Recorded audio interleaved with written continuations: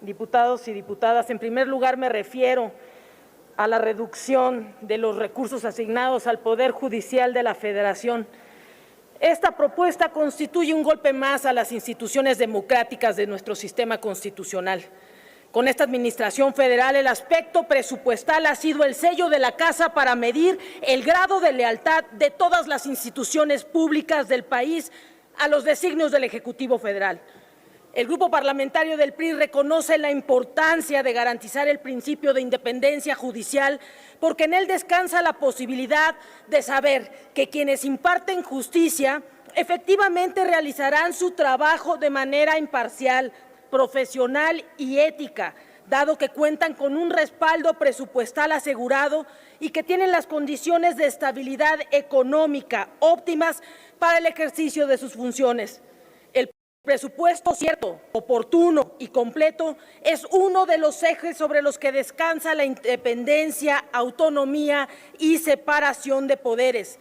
El recorte propuesto es aún más preocupante porque con la administración actual la carga laboral al Poder Judicial de la Federación se ha incrementado. Primero, por la reforma en materia laboral que implica todo un reajuste administrativo, sustantivo y de personal, la entrada en vigor de la ley de austeridad, el aumento en los litigios de carácter constitucional, por la prisión preventiva oficiosa, la extinción de dominio, la cancelación de contratos con empresas. Esto ha generado un caos y ahora le suman al caos el recorte presupuestal. Parecen un conductor de alta velocidad a ciegas que no está dispuesto a quitarse la venda pese a que la realidad ya cambió el trazo de la pista. Recapaciten y otorguen el presupuesto solicitado por el Poder Judicial Federal. En segundo término, presento reserva en relación con el recorte al Instituto Nacional Electoral. Compañeras diputadas y diputados, el INE solicitó el presupuesto para la organización de las elecciones federales, los actos relacionados con las elecciones locales concurrentes y lo necesario para su operación ordinaria. No obstante, con la emisión de la convocatoria a la consulta popular, tuvo que solicitar además una ampliación presupuestal. En el dictamen aprobado por la Comisión se reduce lo solicitado en un 8.40%. Jamás en la historia de este instituto se había aprobado una disminución de esa magnitud que cobra menos sentido si vemos el reto de la elección a celebrarse. En las elecciones más grandes de la historia, de por sí compleja, sumamos la contingencia de salud pública y la necesidad de dotar de medidas sanitarias adicionales para proteger a quienes serán y trabajarán en las casillas electorales. Así es evidente que el presupuesto previsto resulta insuficiente ante ese escenario. El Grupo Parlamentario mayoritario olvida que la asignación presupuestal del INE está garantizada en el artículo 41 constitucional. También deben recordar que, pese a atravesar problemas económicos en años anteriores, jamás se ha propuesto disminuir el presupuesto del INE. Recuerden ustedes que tuvieron sin recortes ni condiciones todas las herramientas democráticas para contender. No tengan miedo. Dejen las reglas y presupuestos para la elección que sigue y que ganen los mejores. Restablezcan el presupuesto del INE. En cuarto lugar, expongo reserva también al En tercer lugar, presento reserva al artículo 3 en el anexo 37 al Programa de Apoyos para el Desarrollo Forestal Sustentable. Este programa es un instrumento que permite apoyar a las personas dueñas y poseedores de bosques, selvas y manglares en México. Sabemos que el programa Apoyos para la Defensa Forestal es una herramienta que opera la Comisión Nacional Forestal para otorgar a los dueños y poseedores de terrenos forestales una serie de recursos destinados a la conservación, restauración y aprovechamiento sustentable. El Grupo Parlamentario del PRI es consciente de la crisis ambiental que azota nuestro planeta y de que no estamos en condiciones de sobreponer intereses políticos, personales o partidistas al cuidado de nuestros ecosistemas. Por ello, siempre nos hemos pronunciado a favor de impulsar los recursos cuyo destino sea prevenir y combatir el cambio climático. Destinen los recursos que les solicitamos. Expongo también reserva al último párrafo en el anexo 37 en el programa de consolidación de reservas urbanas.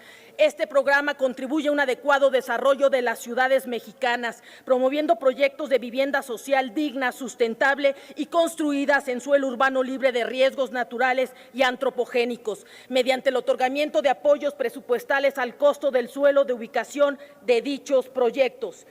El programa de consolidación de reservas urbanas tiene como finalidad evitar la expansión irracional de las ciudades, coadyuvando a su densificación mediante la construcción de vivienda social intraurbana que permita la inclusión social de la población con menos ingresos al acercarlas a las fuentes de empleo, a la plena suficiencia de servicios, infraestructura y equipamiento y esquemas de movilidad sustentable. Desde nuestra perspectiva, la calidad de vida de las áreas urbanas es fundamental para el goce y ejercicio de los derechos fundamentales. Por ello, proponemos se destinen los recursos, pues esta pandemia ha puesto de relieve la enorme deuda que tenemos con la planeación urbana y con la vivienda digna y decorosa. Por último, presento una reserva al artículo 11 relativo a las erogaciones autorizadas en materia de comunicación social. Esta reserva tiene como propósito regular el destino de los recursos presupuestarios y de los tiempos oficiales en materia de comunicación social por parte de los entes públicos federales en términos de lo dispuesto en el 17 de la Ley General de Comunicación Social. Señoras y señores, las mexicanas y mexicanos tienen derecho a acceder a la información plural y oportuna que se origina con motivo del desempeño público de todos los órganos de gobierno. Este derecho no debe limitarse por ninguna directriz de carácter presupuestal. Proponemos que el uso de los tiempos oficiales en radio y televisión, tanto los tiempos del Estado como los tiempos fiscales, sean aprovechados por todos los entes públicos federales y no solamente por el Ejecutivo Federal. 40% al Ejecutivo Federal, 30% al Legislativo, 10% al Poder Judicial y 20% a los órganos constitucionales autónomos. De ninguna manera pasaremos por alto el uso de estos tiempos como un mecanismo de adoctrinamiento perverso a la sociedad.